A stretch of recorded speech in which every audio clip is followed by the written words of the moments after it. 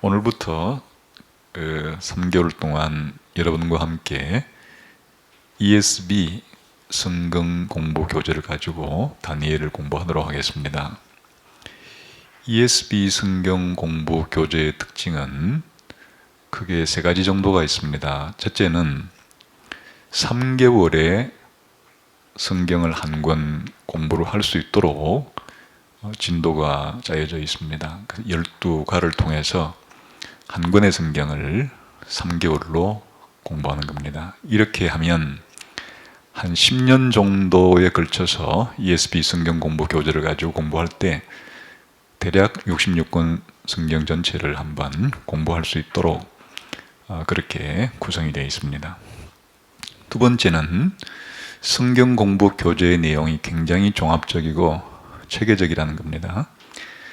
본문 공부를 함과 더불어서 조직신학적 관점에서도 같은 본문을 또 살피고 또 성경신학적 관점에서도 본문을 살피고 그렇게 해서 공부할 성경 공부 본문을 주석적으로 성경신학적으로 조직신학적으로 이렇게 종합적으로 공부할 수 있도록 되어 있습니다. 세 번째는 ESV 스터디 바이블과 연계해서 공부할 수 있도록 그렇게 구성이 되어 있습니다.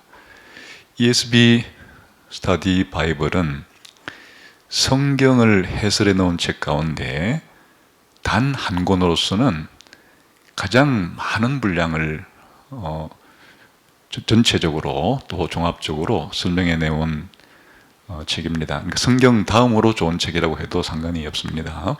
그래서 이 세 가지 정도로 중요한 특징을 가진 ESV 성경 공부 교재를 가지고 공부를 하도록 하겠습니다.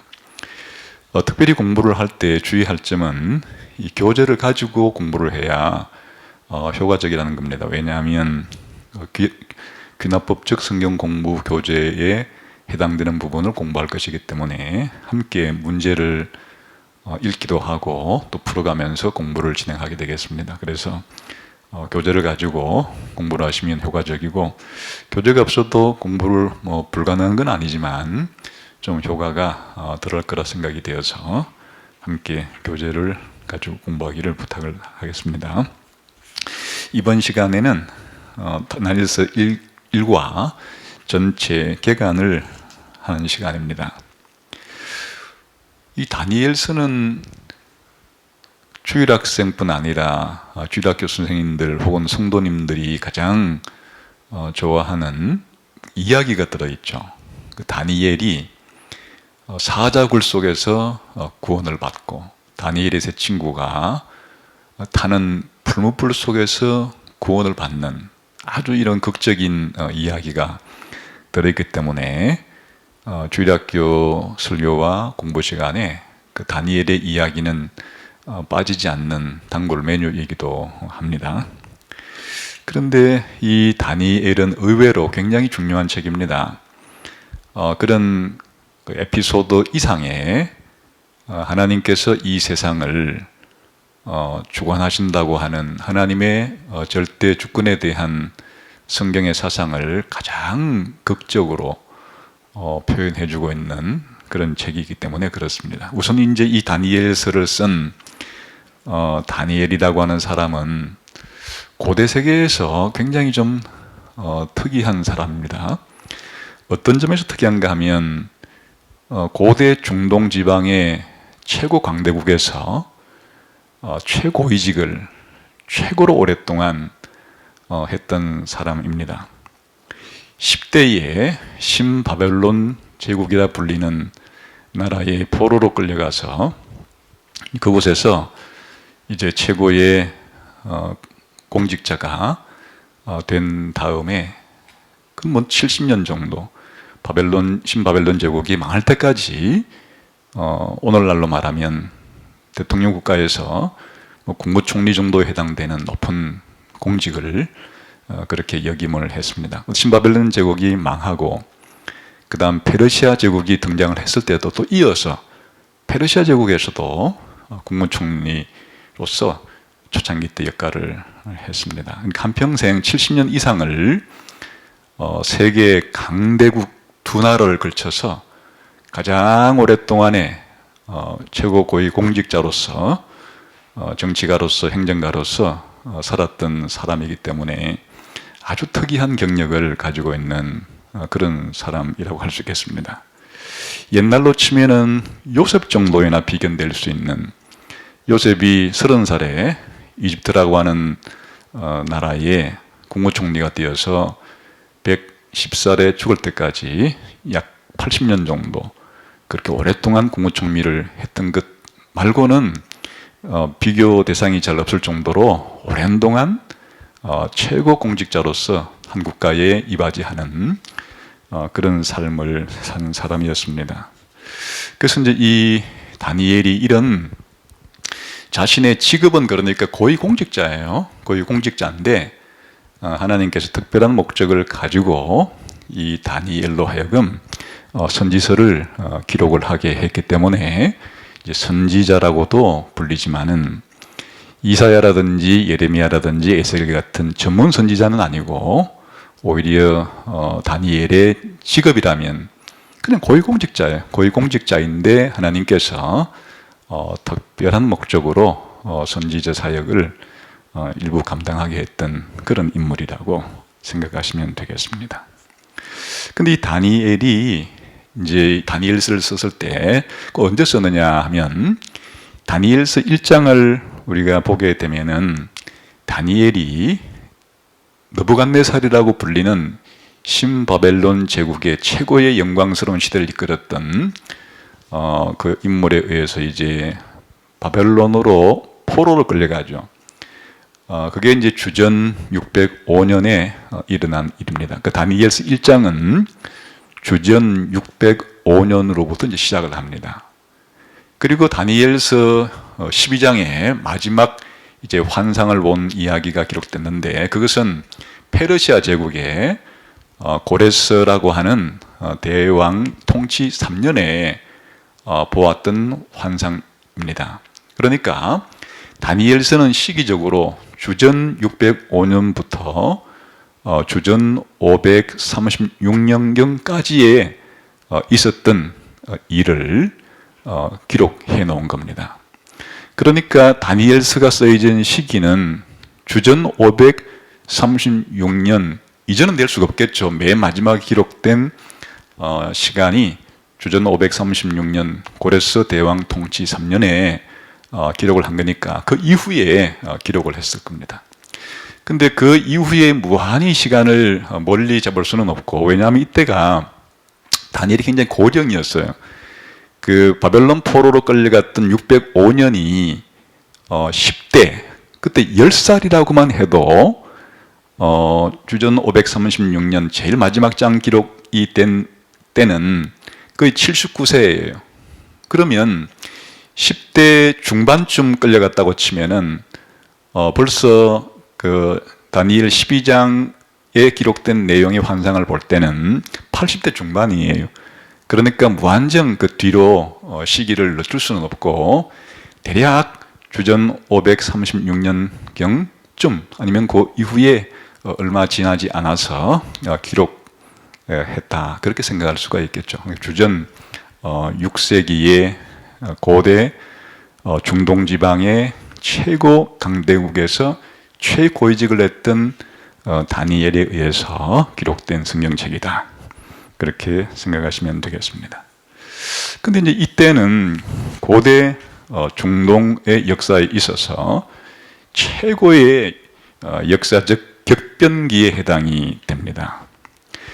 원래 세계 인류 문명의 역사에 있어서 세계 문명의 시발은 유프라테스 강과 티그리스 강 사이에 있던 메소포타미아 문명, 그 메소포타미아 문명이 인류의 최고된 문명이죠. 근데 그 문명의 시발점에 이 메소포타미아 남쪽 지역에 수메르라 불리는 그 지역에서부터 주전 3500년 경부터 문자가 발명이 됩니다. 그 상형 문자에서부터 서령 문자로 넘어와서 이제 최초로 인류가 선사 시대로부터 역사 시대로 접어든 것이 바로 이 메소포타미아 문명에 시원이 되는 문명인 수메르 문명에서부터 이제 인류의 역사 시대가 시작이 되는 겁니다. 그러니까 상당히 이제 오래된 인류 최고의 역사를 가진 지역입니다. 여기에서 대략적으로 이제 국가가 형성된 것이 주전 3000년경쯤 이제 도시국가가 형성이 되기 시작합니다. 그게 인류 최초의 도시국가예요. 이런 도시국가 시대가 주전 3000년경부터 약 1600년까지 이제 전개가 됩니다. 그러다가 1600년경부터 주전 1000년경쯤까지는 이제 영토국가, 도시국가들이 좀 합병이 되어서 경계선을 두르고 좀 넓은 영토를 차지하는 그런 영토국가 시대로 접어듭니다. 그러다가 이제 주전 1000년경부터 알렉산더 대왕에 의해서 페르시아가 망할 때까지 약 주전 330년경까지는 세계 제국 시대를 형성합니다. 여러 지역을 통합해서 쉽게 말하면 유프라 티그리스 문명인 메소포타미아 문명 지역과 또 이집트 나일강을 중심으로 하는 이집트 문명 지역과 그 순간 다리 역할을 하는 레반트 지역 문명 전체를 다 통할하는, 오늘날로 말하면 고대 이 중동 지방 전역을 포괄하는 대제국이 이때 형성이 됩니다.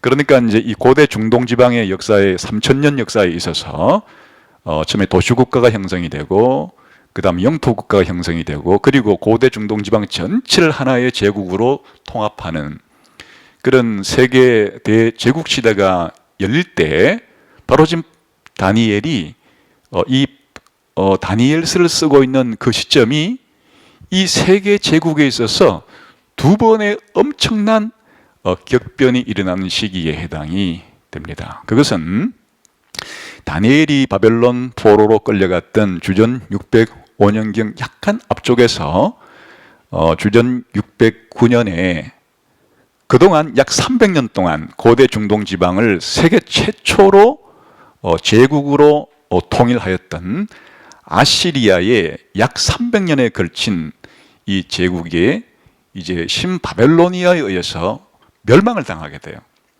그러니까 주전 609년에 신바벨로니아에 의해서 신아시리아라 부르는 고대 최초의 이 제국이 멸망을 당한 거예요.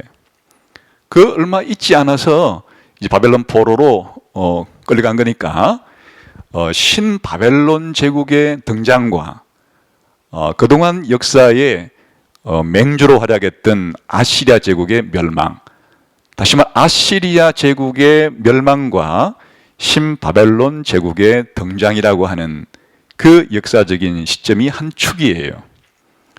그 다음에 이 다니엘서가 끝날 때는 어느 때쯤 시대가 끝나는가 하면 그때는 또 이 신바벨로니아 제국이 페르시아 제국에 의해서 페르시아 제국의 대왕으로 불렸던 이 고레스에 의해서 역사에서는 키루스 2세라고 불립니다. 이 키루스 2세 고레스에 의해서 이 신바벨론 제국이 또 멸망을 당해요. 그게 주전 539년경입니다. 그러니까 이 다니엘서가 기록된 이 시기는, 다니엘이 살았던 이 시기는 고대 중동 지방에 세상이 두 번 바뀐 거예요. 한 번은 신바벨론 제국 느부갓네살에 의해서 이 고대 최초의 세계 제국이었던 중동에 있던 제국 아시리아가 멸망당하는, 세상이 한번 뒤집어진 거예요. 그리고 또 70년쯤 약 70년쯤 뒤에는 또 페르시아라는 제국에 의해서 신바벨로니아 제국이 또 멸망을 당하는, 그러니까 이게 그 당시 고대 중동 지방으로서는 두 번의 천지가 진동하는, 세상에 격변이 일어나는, 그 중동 지방 전체를 다스리던 두 제국이 멸망하는 것을 다니엘은 자신의 생애 동안 지켜보았고, 이것이 다니엘서가 쓰여지는 역사적인 배경이 되는 겁니다. 거기다가 다니엘은 어디에서 살았던 사람이라고 했습니까?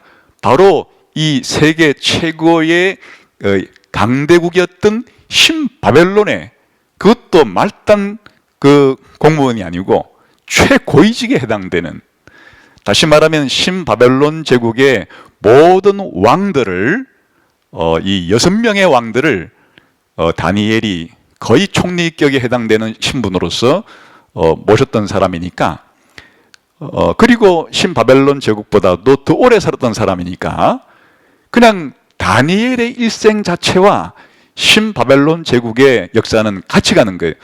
다니엘이 좀 더 신바벨론 제국보다 먼저 태어나서 나중에 죽죠. 다시 말하면 신바벨론이 세워지고 신바벨론 제국이 멸망할 때 다니엘은 항상 그 최고 공직자로서 왕 바로 밑에 정도의 위치에서 신바벨론 제국이 고대 중동 지방을 경영할 때 그때의 핵심 인물로 거기에 있었던 사람이에요. 그러니까 중동 지방에서 벌어지고 있는 크고 작은 그런 전쟁들과 신바벨론 제국이 팽창해가고 신바벨론 제국이 세계를 경영하고 신바벨론 제국이 멸망하는 과정을 자신의 눈으로 목도했을 뿐 아니라 직접 거기에 일종의 깊은 관여를 했던 인물이라고 생각할 수도 있겠죠. 그리고 그 이후에 페르시아 제국에서도 초대 총리로 그렇게 등장을 하면서 이 페르시아의 세계 정책, 관용 정책으로서 페르시아 제국 내에 있는 모든 나라들이 그동안에 아시리아와 신바벨론 제국을 통해서 강제 이주를 당해서 포로로 끌려왔던 사람들을 전부 다 고국으로 돌려보내는, 고대 세계에서는 아주 드문 관용 정책을 펼친 이 고레스 대왕의 위대한 이 정치적인 행동에도 그때 바로 다니엘이 그때 최고 국무총리격으로 함께 있었던 사람이.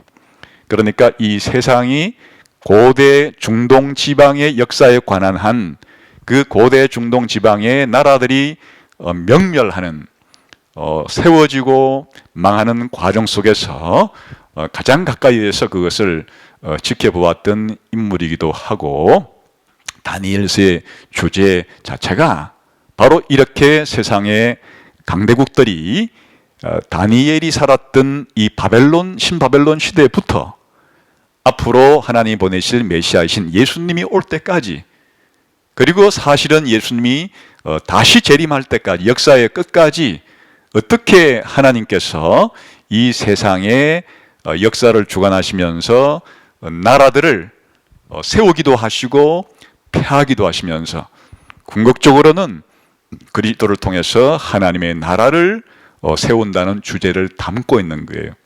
그러니까 이러한 주제를 하나님께서 계시해 줄 때 바로 다니엘보다도 적합한 인물을 찾아보기는 힘들 것이에요. 하나님께서 이렇게 자신의 삶도 실질적으로 자신의 당대에서 세계 최강대국에서의 그런 최고의 고위직을 가지면서 나라의 명멸을 지켜봤던 이 사람에게 하나님께서는 이 세상의 강대국들의 흥망성쇠에 대한, 궁극적으로는 하나님 나라의 건설에 대한 메시지를 담은 바로 이 선지서를 기록하게 하셨던 것입니다. 그래서 이 다니엘서를 이해할 때 이런 다니엘서에 대한 이해를 하는데, 이 두 번의 격변, 고대 중동 지방의 강대국들이 차례차례 두 번씩이나 쓰러지는 이와 같은 것들이 이 다니엘서를 이해하는 아주 중요한 역사적인 배경이 됩니다. 또 주제와도 실제로 연결이 되어 있습니다. 그래서 이제 이 다니엘은 이와 같은 내용을 이제 담는 것이 아주 그 12장 안에 구조를 보게 되면 특이하게 되어 있습니다. 보통은 이제 우리가 글을 쓰거나 책을 쓸 때에 한 권의 책 안에는 한 장르로 쓰게 마련이죠. 근데 이 다니엘서에는 두 개의 장르를 복합적으로 사용해서 이 책을 썼습니다. 1장부터 6장까지는 이야기입니다. 6개의 이야기로 구성이 되어 있습니다. 한 장이 하나의 이야기예요. 하나의 이야기를 한 장에 우리가 담고 오늘날 이제 성경으로 구분된 장을 보게 되면 6개의 이야기가 6개의 장에 그렇게 전반부에 기록이 되어 있습니다. 그리고 이제 후반부에는 4개의 환상이 기록이 됩니다. 4개의 환상이 7장에 하나, 그리고 8장에 하나, 그리고 9장에 하나, 그리고 10장부터 12장까지는 하나의 환상입니다. 그래서 4개의 환상이 후반부를 구성합니다. 그 전체 12장 12개 장 중에서 전반부 6개는 이야기로 구성되어 있고 후반부 6개 장은 4개의 환상으로 기록이 되어 있습니다. 전반부 6개는 궁중 이야기예요. 다니엘이 바벨론 궁중에서, 페르시아 궁중에서 있었던, 겪었던 일을 3인칭 시점으로 이야기합니다. 그런 객관적으로 서술한다는 얘기예요. 주로 이제 이때에 등장하는 인물은 신바벨론 제국을 사실은 2대 왕이긴 한데 43년간 통치하면서 실제로 뭐 신바벨론 제국 이꼴 그냥 느부갓네살 왕이라고 해도 과언이 아닐 정도로 신바벨론 제국의 역사 이름을 남기게끔 만든 왕이 느부갓네살 왕이 43년간 통치한 동안에 대제국을 건설을 하였고, 이제 이 느부갓네살이 43년간 통치한 이후에는 이후에 5명의 왕들이 후속적으로 등장하지만 뭐 2년, 4년, 뭐 3개월 뭐 이런 식으로 해서 23년 만에 신바벨론 제국이 무너져요. 그래서 이 6개 이야기 가운데 4개의 이야기는 1장, 2장, 3장, 4장은 느부갓네살 왕이 통치할 때 이야기. 느부갓네살 왕이 통치할 때 느부갓네살 왕궁에서 일어난 이야기예요. 그리고 이제 그 5장, 6장은 신바벨론 제국의 마지막 왕인 벨사살 왕 때 왕궁에서 일어난 일이에요. 그러니까 이 다니엘서의 처음 5개의 이야기는 신바벨론 제국의 첫 번째 중요한 그 바벨론 제국의 시작이라고 해도 좋은 느부갓네살 왕 시절에 그 왕궁에서 일어난 4개의 이야기. 그리고 5장은 신바벨론 제국의 마지막 왕이었던 벨사살 왕 때 바벨론 제국이 멸망하는 그 이야기. 그리고 이제 6장은 이 신바벨론 제국을 무너뜨리고 새롭게 대제국을 이제 형성했던 신바벨론 제국 그대로 흡수하면서 고대 중동의 최강대국이 되었던 페르시아의 이 왕, 여기 근데 다리오 메대의 다리오 왕으로 되어 있는데 이때 이제 메대는 역사책에서는 메디아로 나와요. 메디아 발음을 쓸 때 우리가 번역개혁 개정은 아주 오래전에 번역했기 때문에 그 당시에 한자 투로 번역을 했고 요즘 이제는 원어 발음을 최대한 살려서 표기를 하는데 메디아라고 하는 나라와 그리고 성경에는 바사라고 되어 있는데 일반 역사책에서는 페르시아라고 발음을 하죠. 그러니까 6장에서는 메대의 다리오라고 되어 있지만 전체적인 이제 역사적인 관계를 보게 되면 그 페르시아의 고레스를 가리키는 거예요. 그러니까 고레스의 또 다른 이름이 이렇게 다리오로 그렇게 불리기도 해요. 이건 약간의 이제 역사적인 배경을 가지고 과연 이 다리오가 고레스냐 아니냐 뭐 그렇게 논쟁이 될 수는 있는데 저는 그 다리오가 고레스의 다른 이름이라고 일단 보는 입장이에요. 그래서 이 다리오 왕이 다스리던 원년, 그러니까 쉽게 말하면 고레스 원년, 페르시아 제국이 시작된 첫 번째 해에 그것도 왕궁에서 벌어진 일이에요. 그러니까 역사적으로도 아주 중요한 시기에 일어난 일이에요.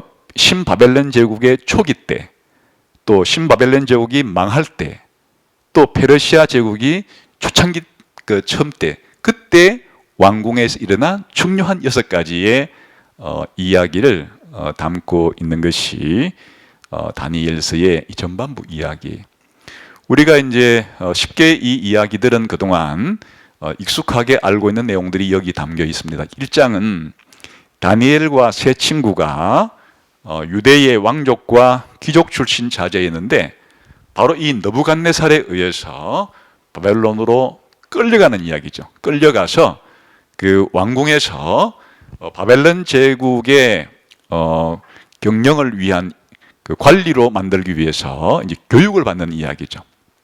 그러나 바벨론 제국의 관리로서 봉사하기 위한 교육을 받지만 유대인으로서의 하나님 백성으로서의 정체성을 지키는 이야기가 거기에 있는 거예요. 그러니까 이제 첫 번째 1장은 이제 끌려가서 바벨론 왕궁에서 교육을 받고 바벨론의 관리가 되는 이야기가 이제 1장의 이야기예요. 그 다음 다니엘 이제 2장은 우리가 잘 알듯이 느부갓네살 왕이 통치 2년에 한 꿈을 꾸어요. 거대한 신상에 대한 꿈을 꾸는데 이 꿈이 너무너무 이상한 꿈이에요. 왜냐하면 높이 30m에 해당이 되는 거대한 신상을 꿈속에서 보았는데 이 신상이 묘하게도 4가지 금속으로 구성이 되어 있어요. 그 머리는 금으로 되어 있고 금머리, 그리고 가슴과 양팔은 은으로 되어 있고, 그리고 배와 이 넓적다리까지는 동으로 되어 있고, 그리고 종아리 이하 발은 철과 또 흙이 섞여 있는 이런 이상한 그 4종류의 금은속으로 구성이 된 이 신상이 갑자기 사람이 손으로 뜨지 아니한, 손으로 만들지 아니한 돌이 나타나 가지고 이 신상을 부서뜨려 버리는데 신상을 그냥 박살을 내버려서 가루로 만들어 버려요. 그리고 이 돌이 태산을 이루는 너무나 이상한 이런 꿈을 꾸고, 이제 이 꿈을 바벨론 최고의 이 꿈 해몽가들, 지혜자들을 불러가지고 이거를 해몽을 시키려고 하죠. 근데 이제 자기가 꿈을 얘기하면은 그냥 꿈보다 해몽이 좋다고 아무렇게나 해석해도 자기가 맞느냐 맞는지 확인할 수 없으니까 느부갓네살이 꾀를 하나 내죠. 내 꿈이 무슨 꿈인지도 말하고 해석을 해라. 그러니 아무도 바벨론에 있는 그런 지혜자들, 꿈 해몽가들이 그 바벨론 느부갓네살 왕이 꾼 꿈을 어떻게 알겠어요? 그러니까 해몽을 할 수 없어요. 그때 이제 하나님께서 다니엘에게 꿈도 보여주시고 해석도 보여주어서 다니엘이 느부갓네살 왕이 꾼 신상에 대한 꿈을 해석하는 이야기가 2장에 나오죠. 아주 유명한 이야기죠. 그 다음에 3장에서는 이 느부갓네살 왕이 어느 날 또 이제 신상을 만들어서 그 바벨론 지역에 있는 모든 그 관리들을 한 자리에 불러다가 이 신상에 절하게 하는, 제국의 정치적 통일성을 위해서 이제 이런 수단을 사용하려고 했던 거겠죠. 이때 절하지 않으면 불 속에 던져버린다는 그 벌을 만들어서 이제 시행을 했을 때 다니엘의 세 친구가 거기에 신상에 절하지 않죠. 여호와 하나님만을 섬기는 이스라엘 유일 신앙을 가지고 있기 때문에 신상에 절할 수가 없어서 죽더라도 절을 하지 않겠다, 이렇게 이제 신앙을 지키죠.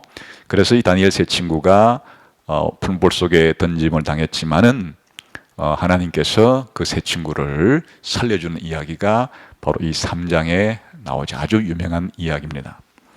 그 다음에 이제 4장의 이야기는 또 어느 날 느부갓네살 왕이 꿈을 꾸게 되는데, 그것은 거대한 나무가 자라는 이제 그런 이제 꿈을 꾸면서 이 꿈에 대한 해석을 다니엘이 해주는 그런 이제 다니엘의 나무에 대한 꿈, 꿈을 또 하나 이제 4장에서 다루고 있죠.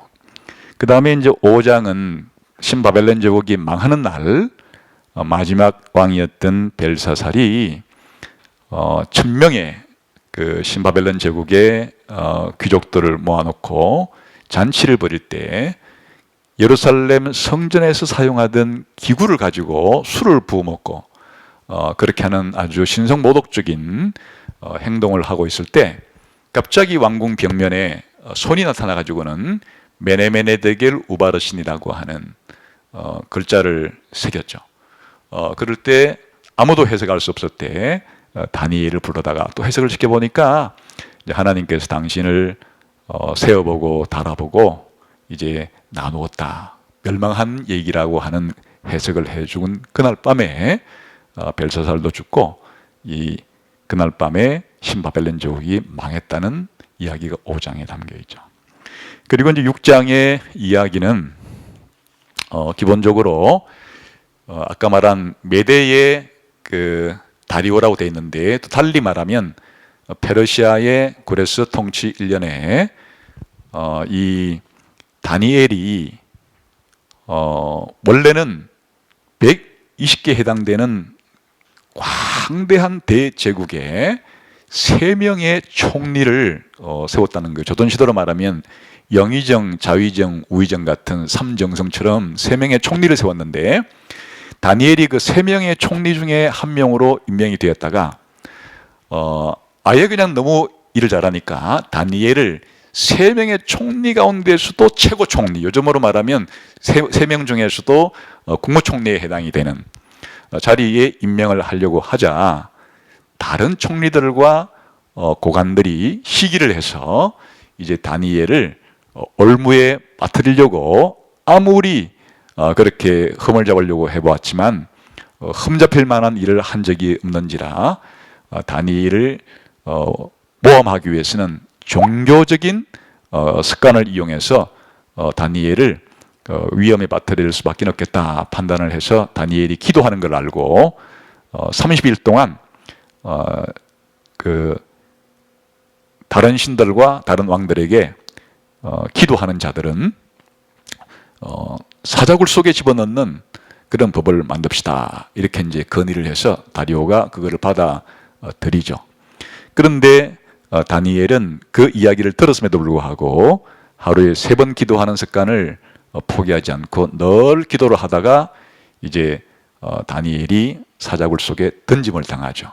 그럴 때 하나님께서 또한 다니엘을 사자굴로부터 건져주시는, 유명한 사자굴에서부터 구원해 주시는 이야기가 6장에 기록이 되어 있습니다. 이렇게 다니엘서의 전반부에 나오는 6가지의 이야기는 5개는 바벨론 왕궁에서 벌어진 일이고 하나는 페르시아 왕궁에 벌어진 일인데, 그 시기가 각각 신바벨론 제국의 처음과 마지막, 그리고 페르시아 제국의 처음에 이런 일들이 이제 벌어지게 되는 거죠.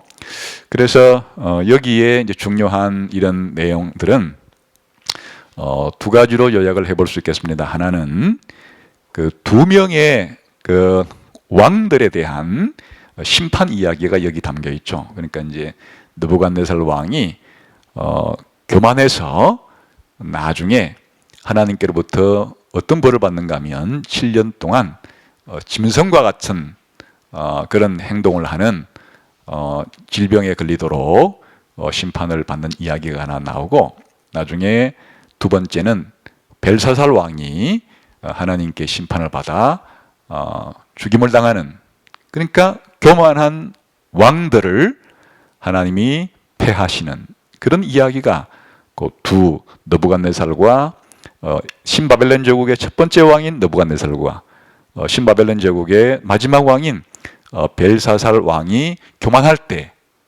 하나님이 그 왕들을 어떻게 했는가? 어떻게 했어요? 하나님께서 그들을 징벌하시죠. 그러니까 하나님이 왕중왕이에요. 그 왕들을 하나님이 세우기도 하시고 패하기도 할 수 있는 그런 권한을 가진 분이라는 것을 이 2 사건을 통해서 확실히 보여주는 거죠. 그런 다음에 이런 이방 나라에 끌려온 하나님의 백성인 유대인들이 그 이방 문화 속에서, 다신교를 섬기는 이방 문화 속에서 여호와 하나님을 믿고 살아가는 신앙생활을 하기가 얼마나 어려운지를 보여준 두 가지 이야기가 또 섞여 있죠. 하나는 다니엘의 세 친구가 이 느부갓네살 왕이 만든 신상에 절하라는 것을 어기고 푸른 볼 속에 들어간 일과, 또 그 다리오 왕이 포고한 다른 신들에게 한 달 동안 기도하지 말라는 그것을 어기고 하나님께 계속해서 기도한 다니엘이 사자굴에 던지는, 둘 다 죽음의 위협에 이르기까지 신앙을 지키다가 박해를 받았던, 그러나 신앙을 지키면서 죽음의 위기에 처했던 그들을 하나님께서 구원하시는 이야기. 하나님의 백성들이 적대적인 환경 속에서 신앙을 지켰을 때 하나님이 그들을 구원할 수 있는 분이라는 사실을 그렇게 말하여 줌으로써 또한 하나님의 백성에 대한 하나님의 구원을 통한 하나님의 주권을 보여줍니다.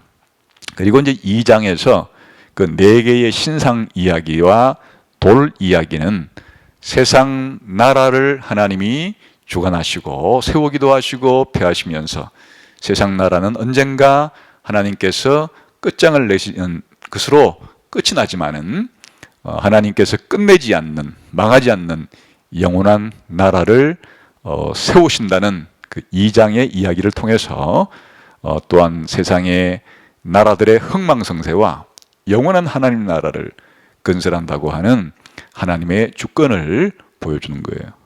그러니까 6개의 이야기를 관통하는 하나의 중심 주제는 하나님의 절대 주권이에요.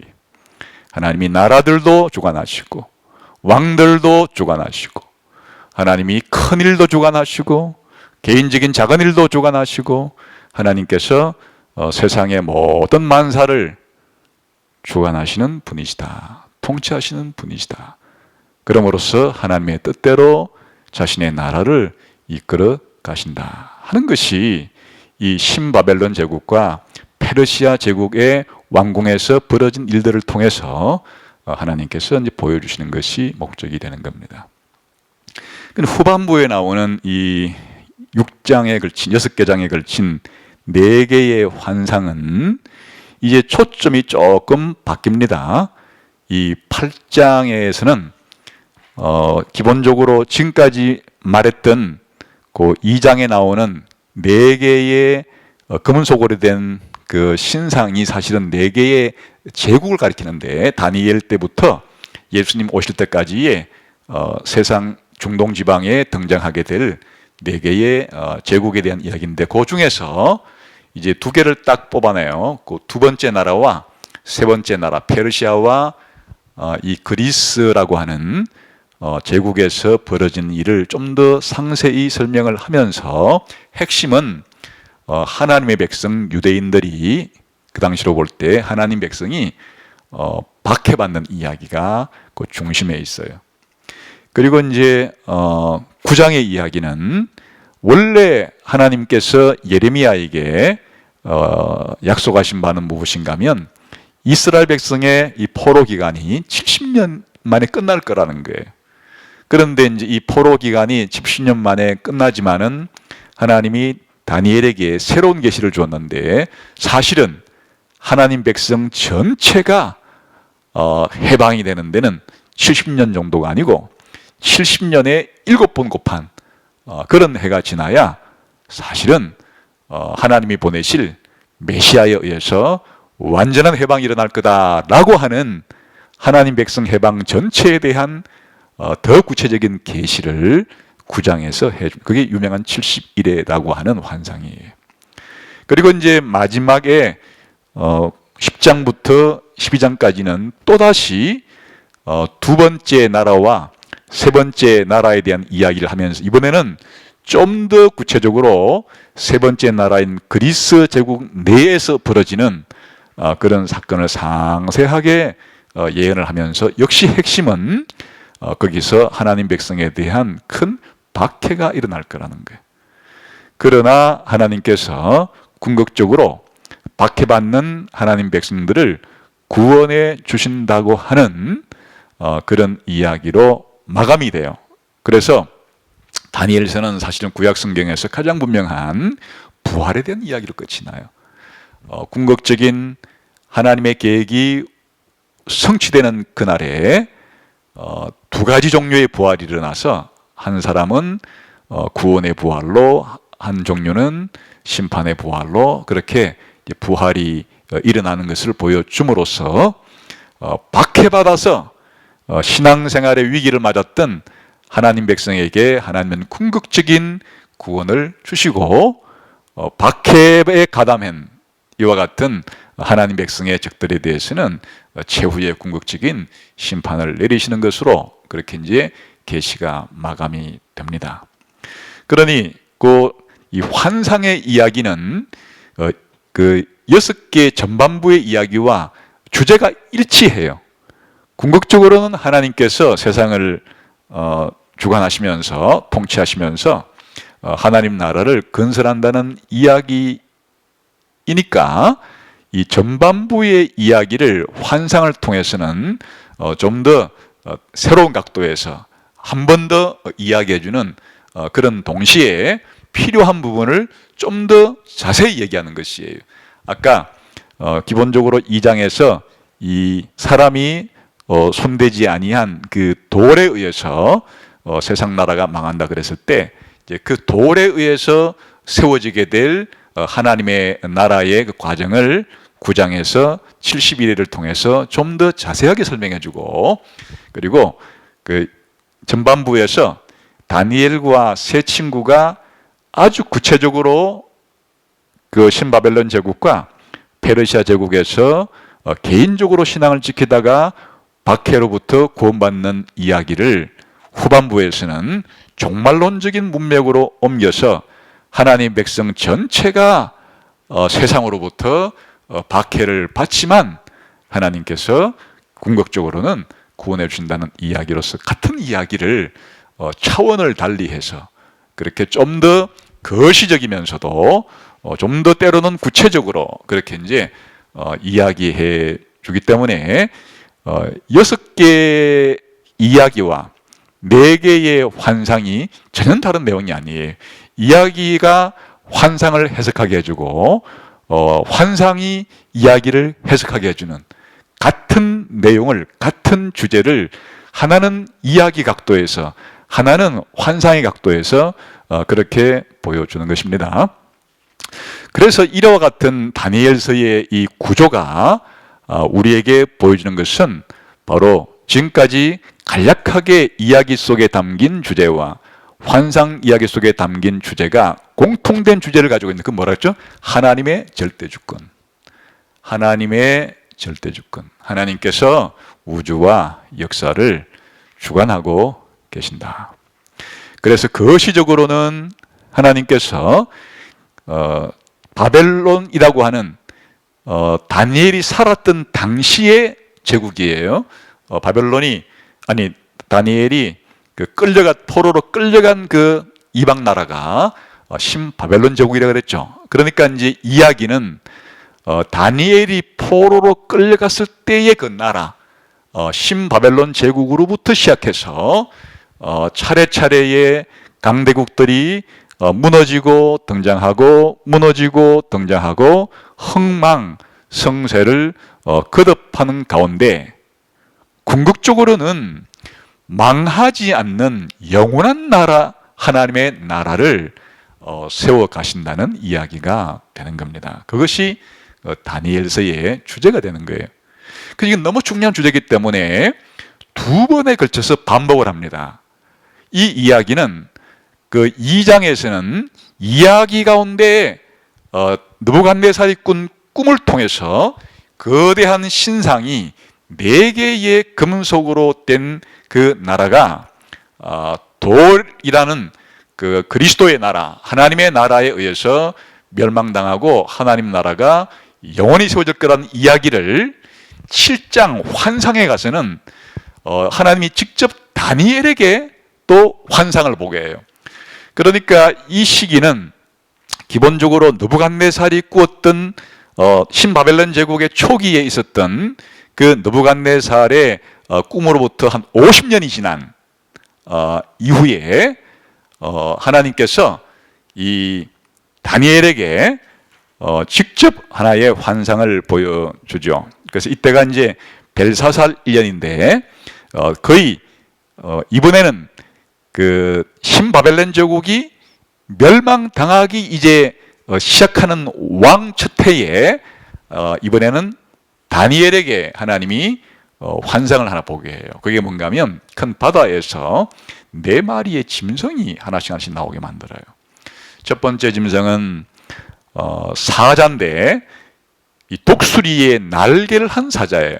괴물이죠. 그러니까 독수리 날개에다가 사자가 결합된 그런 그 짐승이 하나 출현하고, 두 번째는 곰이 몸을 비틀어서 비스듬히 한 다음에 갈빗대를 3개 물고 있는 그런 그 짐승 한 마리가 또 등장을 하고, 그 다음에는 표범인데 머리가 4개 달린 표범이에요.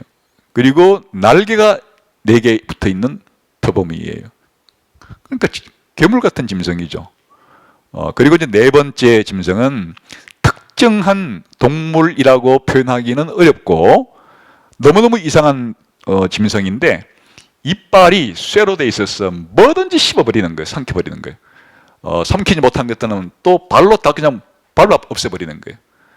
이런 크고 무시무시한 괴물 같은 4번째 짐승이 출몰하는 환상을 보여주는 거예요. 그리고 이어서 옛적부터 항상 계신 하나님께서 보좌에 앉아 계시는데 그 보좌에 앉아 계신 이에 아들로 보이는 사람의 아들 같은 이가 구름을 타고 그 항상 옛적부터 계신 보좌에 계신 분에게 가서 그 보좌에 계신 하나님으로부터 나라와 권세와 영광을 받는 그런 환상을 다니엘에게 직접 보여주신 거예요. 그러니까 이 전체 다니엘서 가운데 가장 중요한 것은 바로 2장과 7장의 이 내용이에요.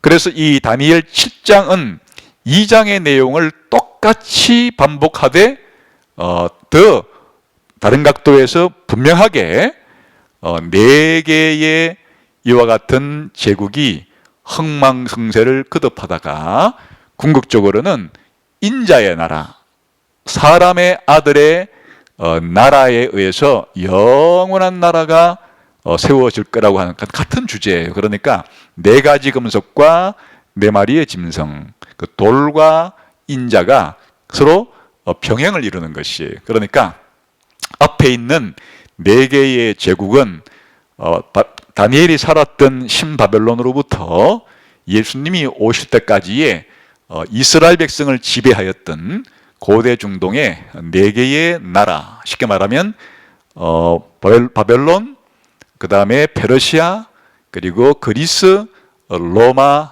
제국이라고 이제 해석을 해요.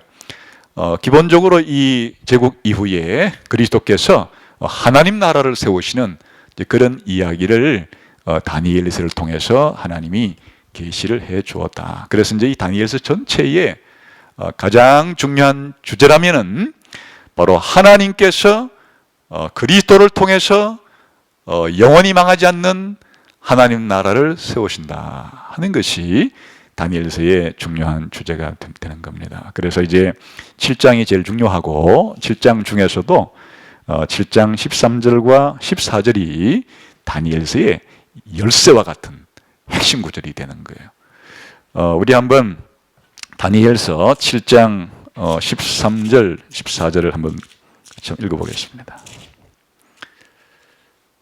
다니엘서의 가장 중요한 주제 구절이라고도 할 수 있는 핵심 구절입니다. 한번 읽어보겠습니다. 시작.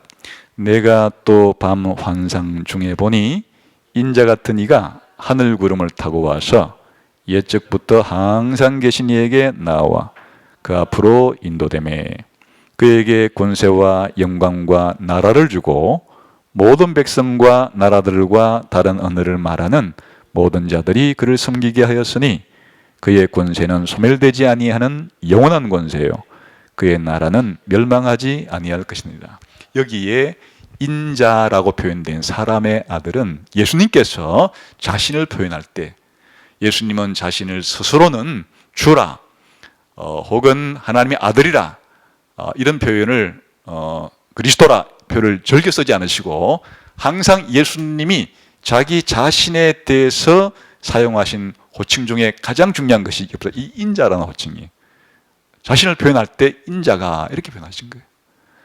예수님이 자기 자신을 인자라가 이렇게 표현한 것 자체가 무슨 의미인가 하면 나는 다니엘서 7장 13절과 14절에 하나님께로부터 영원히 망하지 않는 나라를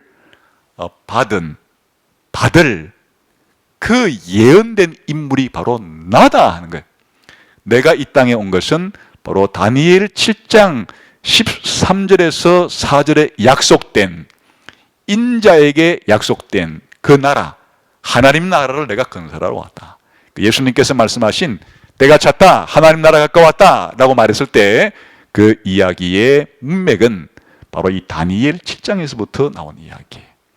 그러니까 예수님이 이 땅에 오신 사역이 뭐냐, 다시 말하면 다니엘 7장에 나오는 인자로 표현된 그 인물이 해야 될 그 사명을 예수님이 그 인물로서 이 땅에 하나님 나라를 세우러 오신 것이다. 이렇게 다니엘서는 예수님의 사역을 이해할 수 있는 열쇠를 제공해 주고 거꾸로 예수님의 사역은 또한 다니엘서를 이해할 수 있는 열쇠를 제공해 주는 거예요. 이렇게 다니엘서가 신약 성경에 미친 가장 중요한 것은 예수님의 정체성, 예수님이 누구시냐, 예수님이 뭘 하러 오셨느냐라고 할 때 바로 예수님이 다니엘이 말한, 다니엘 7장에서 말한 보좌에 앉으신 하나님께서 영원한 나라를 주시는 그 영원한 나라를 하나님께로부터 받는 그 예수님이 바로 다니엘 7장에 나오는 인자 예언의 성취다. 결국에 2장에 나오는 그 돌도 예수님을 가리키는 것이에요. 그래서 다니엘서의 주제는 명확해졌죠. 하나님이 절대 주권을 가지고 세상 나라의 흥망성쇠를 주관하시면서 궁극적으로는 하나님이 계획한 하나님 나라를 건설하시되 누굴 통해 하신다고요? 당신의 아들을 통해서 하나님 나라를 건설하신다는 이야기가 다니엘서의 중심 주제가 된다. 그런 뜻입니다. 그래서 이제 이와 같은 다니엘서의 내용이 요한계시록에서 더 일부 성취가 되면서 더 확장이 되는 것이, 그러니까 다니엘서에 나오는 중요한 이 이야기를 받아서 예수님 재림 때까지 그렇게 확장하는 이야기가 요한계시록이에요. 그러니까 요한계시록은 신약의 다니엘서고 다니엘서는 구약의 요한계시록이라고 해도 괜찮은 거예요. 이 두 개가 밀접한 이 자매편을 형성하면서 바로 궁극적으로 그리스도를 통한 하나님 나라를 건설하는 이야기를 말해주고 있다. 요한계시록의 중심 주제도 그것이에요. 이 세상 나라가 망하고 하나님과 그리스도의 나라로 바뀔 것이다 라고 하는 것이 바로 요한계시록의 이 주제인데 이것은 바로 다니엘서의 주제를 이어받아서 더 상세하게 설명해주고 또 확정시켜주는 그런 이야기라고 할 수가 있겠습니다. 물론 이제 요한계시록은 다니엘서 말고 모든 예언서의 내용들을 종합하는 거지만 특별히 이 다니엘서와는 긴밀한 관계를 가지고 있어서 다니엘서의 중요한 내용들이 요한계시록의 뼈대를 형성하는데 중요한 역할을 하고 있습니다.